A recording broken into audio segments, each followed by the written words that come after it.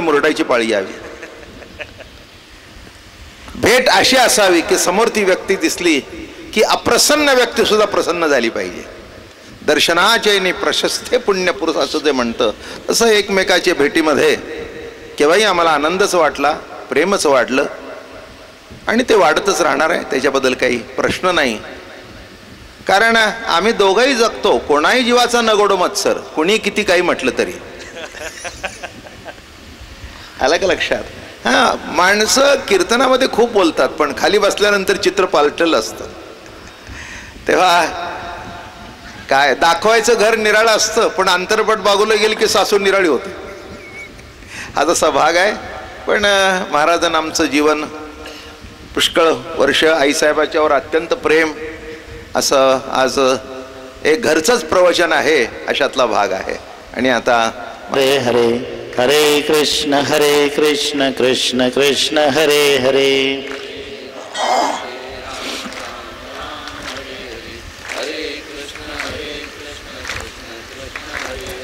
हरे राम राम राम हरे हरे. हरे कृष्ण कृष्ण कृष्ण हरे हरे.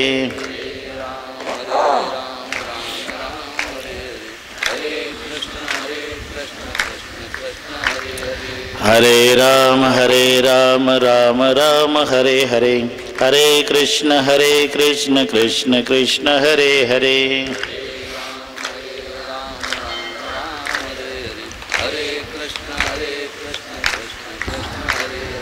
हरे राम राम राम हरे हरे. हरे कृष्ण कृष्ण कृष्ण हरे हरे.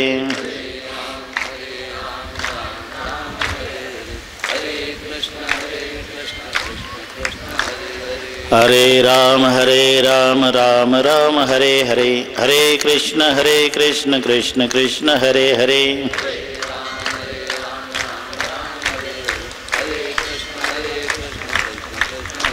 पुंडलीक वरदा हरि विठ्ठल श्री ज्ञानदेव तुकाराम पंढरीनाथ महाराज.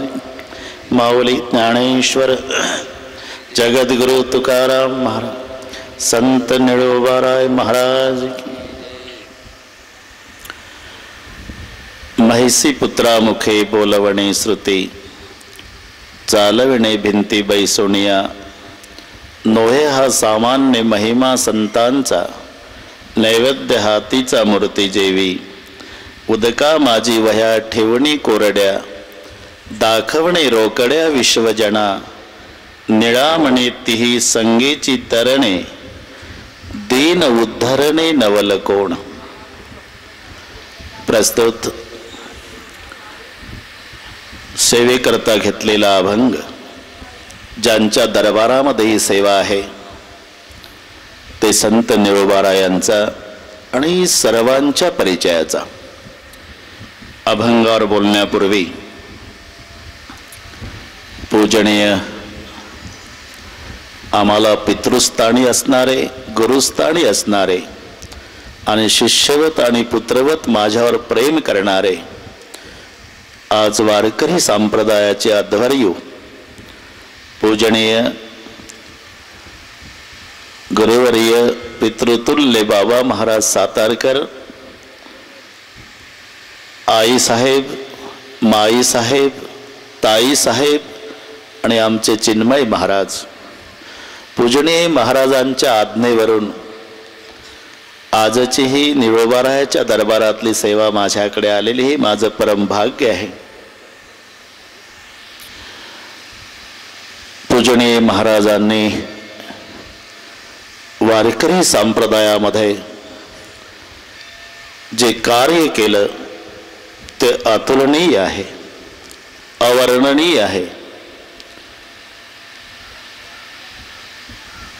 ज्या ज्या ठिकाणी महाराजांचा मग दुधीहिवरा असो, पैठण असो, संत निळोबारायचा दरबार असो, पूजनीय महाराज मला आणि आमचे परमस्नेही नामदेव महाराज शास्त्री यांना आवर्जून निमंत्रण देतात. त्याचं कारण आहे पूजनीय महाराजांचे सुपुत्र मी आणि नामदेव शास्त्री महाराज 78 साली एकत्रित खेळायचो. ते आज आमच्यात नाही.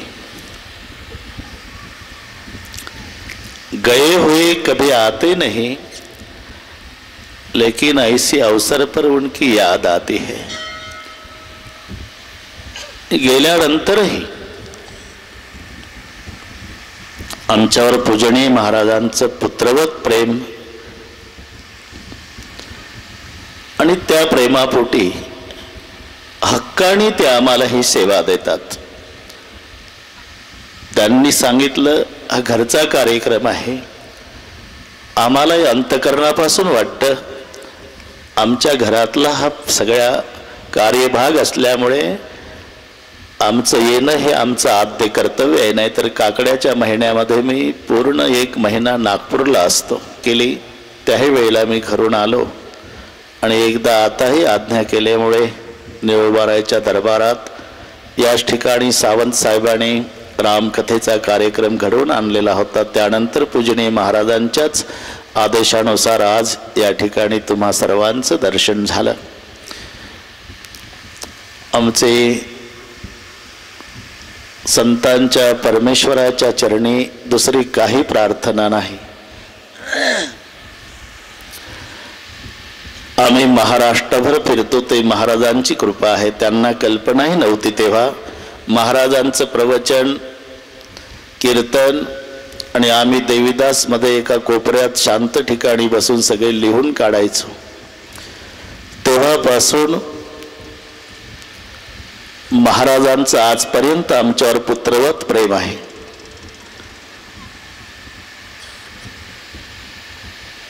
महाराष्ट्रभर आम्ही फिरत असलो तरी आमच्या पायावर डोकं टेकून दर्शन घेणारी मंडळी महाराष्ट्रभर आहे. पण ज्यांच्या पायावर डोकं टेकवल्यानंतर वरून प्रेमानं पाठीवरून जो हात फिरवला जातो ते आमचे पूजनीय महाराज आहे. सगळे मिळेल जीवनामध्ये. भगवान श्रीकृष्ण रथात विराजमान होतात. गोकुळात आकांत नंद पाटील आणि यशोदा गहिरून रडत होते. सर्वांना काल्याच्या कीर्तनामध्ये हा प्रसंग श्रवणाला मिळतो. नंद पाटील रथात बसलेल्या कृष्णजीचे हात धरून म्हणाले, कान्हा, मैंने पहचाना नहीं था बेटा, तू दुनिया का बाप मेरा बेटा बन के आया था. अज्ञान के भांति पिता के नाते कभी ताड़न किया होगा लाला. पिता बेटे को आशीर्वाद देता है, लेकिन आज तेरा पिता क्षमा मांगता है. कान्हा, मुझे क्षमा करो. यशोदा माईनं गळ्याला बिलगून रडायला सुरुवात केली. जा कृष्णा, तुझा दोष नाही. मला नव्हतं वाटत तू सोडून जाशील म्हणून. तुझा नाही दोष, मीच फुटक्या नशिबाचे. जिथे सुख मिळेल तिथे सुखानं राहा माझ्या राजा, पण या गरीबीन यशोदेला विसरू नको. कृष्णा, तशी आठवण झाली नाही. एखाद्या वेळेला दहीभात खाताना तरी या गरीबीन आईची आठवण येऊ देत जा. असं सांगतात की त्याच दिवशी मनोमन प्रतिज्ञा श्रीकृष्णजीने केली, आजपासून दहीभात खाणार नाही. गोकुळ सोडलं, मथुरेत कंसाला मारलं, नंतर द्वारकेचे राजे झाले. काही ठिकाणी असा कालावधी आलेला आहे. भगवान 11 वर्षे 52 दिवस गोकुळात होते. 18 वर्षे 7 महिने मथुरेत होते आणि उरलेले वयाचे 90 वर्षे द्वारकेला होते. एकंदर 120 वर्षे कृष्णजी पृथ्वी तलावर होते असा उल्लेख आहे. त्यामधला 11 वर्षे 52 दिवसाचा काळ गेला तो गोकुळात. 18 वर्षे 7 महिन्याचा कालावधी गेला तो मथुरेमध्ये आणि 90 वर्षाचा काळ गेला तो द्वारकेला. आणि द्वारकेचे राजे झाल्यानंतर भगवान श्रीकृष्णजींनी देवकी मातेला एक दिवस सांगितलं, माँ, क्या बेटा, कभी जिंदगी में थाली परसोगी तो थाली में गोरस नहीं रखना माँ. नियम बरेच वर्षे पाळल्या गेला देवकी मातेकडून. पण एक दिवस चुकून देवकी मातेनं ताटामध्ये दहीभात ठेवला. कृष्णजी जेवायला बसले आणि दहीभात बघितला, ताट सारून दिलं. जगाचा बाप, द्वारकेचा राजा, पण ढसा ढसा महालाच्या कोपऱ्यात जाऊन रडू लागला. देवकी माता चिंतातूर झाली, हा द्वारकेचा राजा आहे आणि हा रडतो का, याची समजूत कोण काढेल, याला का रडतोय म्हणून कोण विचारेल. आणि म्हणून देवकी मातेनं उद्धवजीला हाक मारली. उद्धव आले. क्या माँ? मैंने थाली परोसी लेकिन कृष्ण जी ने भोजन नहीं किया, वो रो रहा है. अभी जाके पूछता हूँ माँ. उद्धव जी आए. कृष्ण जी, क्या उद्धव, आजकल आप उदास ही लगते हो, क्या हम लोगों से कुछ गलती हो गई क्या? नहीं. तो रो रहे, और माँ देवकी ने कहा है कि आपने भोजन नहीं किया. नहीं किया उद्धव, और नहीं करूंगा. क्या हुआ? और कितनी बार मैंने मेरी माँ देवकी को कहा था कि माँ कभी थाली परसोगी तो मेरी कसम है थाली में गोरस नहीं रखना. क्या हुआ? आज मेरी माँ देवकी ने थाली में गोरस रख दिया उद्धव. तो हुआ क्या? आपको नहीं पता उद्धव क्या हुआ? जब मैं थाली में गोरस देखता हूं तो मुझे गोरस नहीं दिखता उद्धव, मेरी बचपन की गोकुल वाली माँ जसोदा दिखती है. मेरी माँ की याद आती है तो मैं रोने लगता हूं. आणि मग कृष्णजीनं 3.5 ओळीचं पत्र लिहिल्याचा उल्लेख आहे यशोदेला. मी वाचून दाखवतो. सुनहु कान मोरी जसुमती मैया, हा मायना आहे. आव हिके दिनी 4-5 मह हम हल दर दो भैया.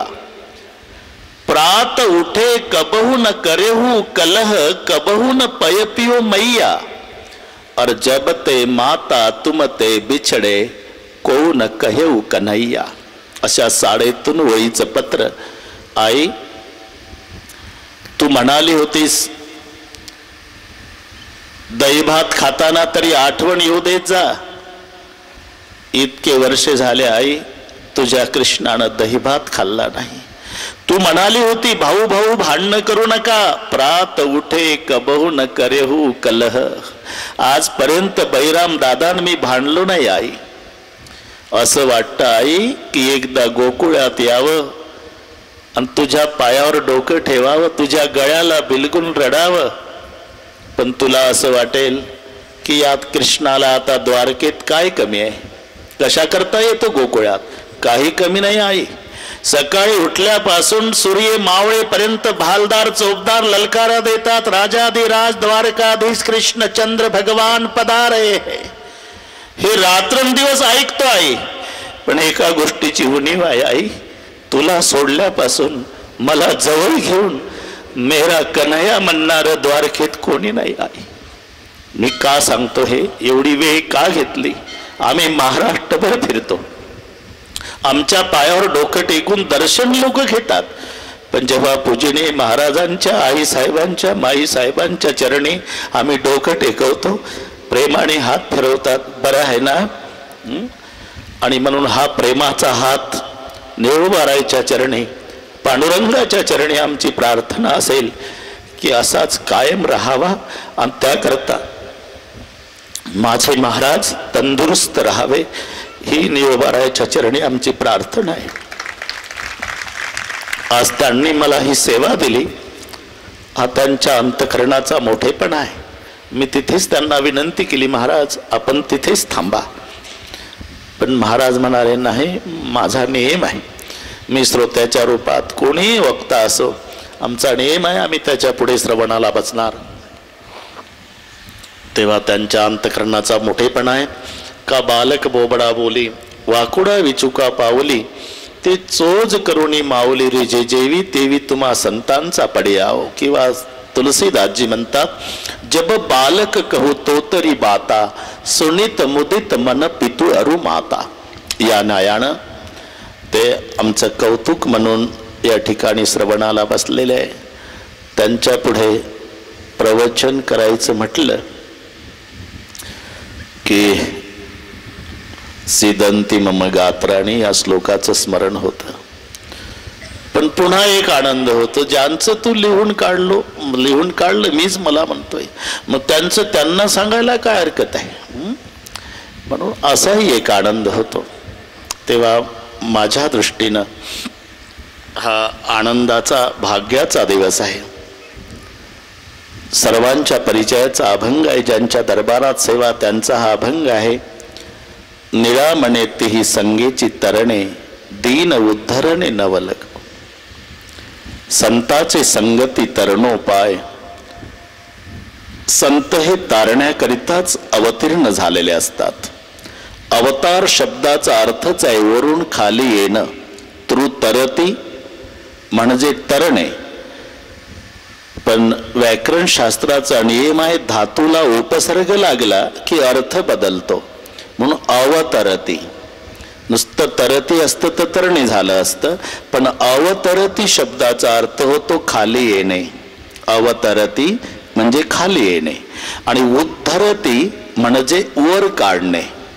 वर त्याला काढल्या जातं जे आधी खाली असतं, आणि खाली ते येत असतात जे आधी वर असतात. म्हणून आम्ही वैकुंठवासी आलो याची कारणासी. वरून खाली येतात याचं नाव अवतार आहे, आणि खाली जे आहेत त्यांना वर काढतात याचं नाव उद्धार आहे. म्हणून अवतार तुम्हा धराया कारण, उद्धराया जन जड जीव. भगवानही अवतार घेतो, पण 3च कामासाठी. बरं का अशोकराव, 3च काम आहे. परित्राणाय साधूनाम, विनाशाय च दुष्कृताम, आणि धर्म संस्थापनार्थाय. हे भारत यदा यदा हि धर्मस्य ग्लानी भवति तदा तदा अहम आत्मानं सृजामि. किं कारणं? साधूनां परित्राणाय, दुष्कृतां विनाशाय, धर्म संस्थापनार्थाय अहम योगे योगे संभवामि. साधूच्या रक्षणासाठी, दुर्जनाच्या नायनाटासाठी आणि धर्माच्या संस्थापनेसाठी. त्यात पहिलं कार्य आहे साधूचं रक्षण. हे देवाचं पहिलं काम आहे. दुर्जनाचा नायनाट हे दुसरं काम आहे, आणि धर्माची संस्थापना, बरं का गणपतराव पाटील, हे 3ऱ्या क्रमांकावर आहे. पहिलं आहे साधूचं रक्षण. परित्राणाय साधूना. म्हणून आपण लक्षात घ्या, हे दुसरं कार्य आहे. दुर्जनाचा नायनाट त्यासाठी नाही, पहिलं कार्य साधूच्या रक्षणासाठी अवतार घेतो भगवान. जसं बालमित्र, लंगोटी मित्र परदेशात गेला, तिकडेच स्थायिक झाला, तिकडेच त्याला मुलं बाळ झाली, तिकडेच राहू लागला. आई वडील मरण पावले तरी आला नाही. एकुलता एक मुलगा. शेवटी मित्राच्या मुलीचं लग्न, आणि त्या मित्रानं निर्वाणीचा संदेश पाठवला, माझ्या मुलीचं लग्न आहे, तुझे आईबाप मरण पावले तरी आला नाही, पण तुला निर्वाणीच्या शब्दात सांगतो, आजार आला नाही ना, तुझा माझा मित्र, तुझा संबंध संपला. येत्या 14 तारखेला लग्न आहे, 8:30ला. मित्र आला. आल्यानंतर सगळे गाव तुटून पडलं बोलण्यासाठी. अरे आई वारली 10 वर्षापूर्वी, वडील वारले 8 वर्षापूर्वी, तरी आला नाही. तू माणूस आहे का कोण? एवढं निष्ठुर व्हायचं असते मायबापाच्या विषयी. तुझा ते 100 एकर जमीन पडी काय, अर्धा एकरात वाडा, त्याला कुलप लागलेली आहे, आई वडील गेल्यापासून कोणी वारसदार नाही. त्यानंही पश्चाताप झाला त्याला. शेवटी त्यानं सगळ्या ग्रामस्थांची क्षमा मागितली. ठीक आहे, पण आता जमीन बघायला वेळ नाही मला, पण माझा जन्म जिथे झाला ना, तो एकदा वाडा बघतो. म्हणून तो आला, आणि वाड्याच्या दरवाजामध्ये त्या येड्या बाबळीन गाजर गवत वाढलेलं होतं. ढसा ढसा रडला. स्मृती जागृत झाल्या. इथे माझे आई आणि माझे वडील मला खेळवत होते, मित्र मित्र इथे आम्ही खेळत होतो, इथे माझी आई मला खाऊ देत होती, इथे माझे पप्पा माझे लाड करत होते. सगळ्या भूतकाळ आठवला आणि ढसा ढसा रडला. कुलूप तोडलं, वाडा उघडला. सगळ्या वाड्यामध्ये 8 वर्षाचा बंद असलेला वाडा, ते बाबळी वाढलेल्या गाजर गवत वाढलेलं श्रीमंत होता. त्याने 200-300 मजूर कामाला लावला आणि एका दिवसात वाडा स्वच्छ केला. अशोकराव, वाडा स्वच्छ केला. माझा दृष्टांत संपला. माझा प्रश्न आहे, तो परदेशातून इथे आला, तो वाड्यातला कचरा काढायला आला का? खरं सांगा. मित्राच्या प्रेमासाठी आला. पण आलोच आहे ना मग कचराही काढून गेला. तसा भगवान साधूसाठीच येतो. आलोच आहे ना मग कचरा आहे, दुर्जन मारून जातो. नाहीतर परित्राणाय साधू ना, पहिलं साधूचं रक्षण आणि मग दुर्जनाचा नायनाट आणि मग धर्माची संस्थापना हे ठरलेलंच आहे. कारण धर्म हा सावयव पदार्थ नाही, तो धर्मीच्या आश्रयाने असतो. आणि मग धर्मीला उपद्रव करणारे अधर्मी मारणं याचं नाव धर्म ठरतं. म्हणून भगवान श्रीकृष्णानं कंसाला मारलं, उग्रसेनाला राज्यावर बसवलं. भगवान रामचंद्रानं रावणाला मारलं, बिभीषणाला राज्यावर बसवलं. याचं कारण भगवंताचं भांडण रावणासोबत नाही, कृष्णजीचं भांडण कंसासोबत नाही. व्यक्तीसोबत भांडण असेल तर तो भगवंत ठरत नाही. भांडण अधर्मासोबत आहे. अधर्मी कंस आहे म्हणून मारला आणि धर्मी उग्रसेन म्हणून राज्यावर बसवला. अधर्मी रावण आहे म्हणून मारला आणि धर्मी बिभीषण आहे म्हणून राज्यावर बसवला. अधर्मीला मारणं, धर्मीच्या ताब्यात राज्य देणं म्हणजे धर्माची संस्थापना करणं. धर्म संस्थापनार्थाय संभवामी योगे योगे, हे देवाचं कार्य. 3 साधूचं रक्षण, दुर्जनाचा नायनाट आणि धर्माची संस्थापना. 3 कामासाठी भगवंत अवतार घेतो. तर 6